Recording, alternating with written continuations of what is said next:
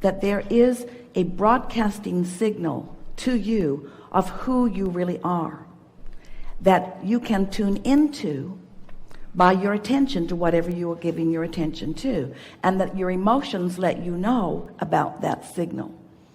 And nothing matters more than that. Once you feel your way into that receptive mode, so that you are really in sync with the whole of who you are, that's when things begin manifesting around you, and others call you master. That's when that's what makes you really stand out from others. Now here's a sort of scanty analogy. Esther remembers many years ago, she would tell you it was 100, but it wasn't.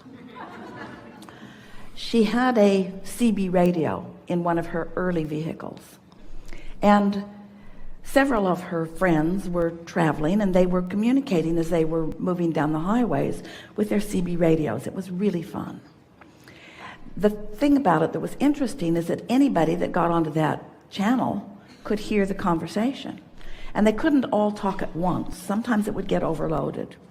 So they'd be moving through an area, and they'd be talking to each other, because there were about 30 of them all moving together and enjoying the fun and the conversation, sort of like the very early days of Facebook.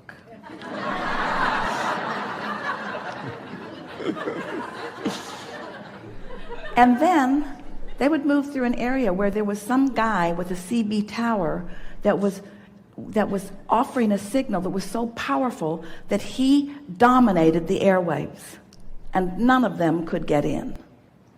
He just blasted the airwaves, and their transmitters and receivers were rendered useless for a little while until they drove out of the range of his influence. What we want to call your attention to is this influence of well-being that is like that it doesn't take nearly as much tuning into it as any of you think.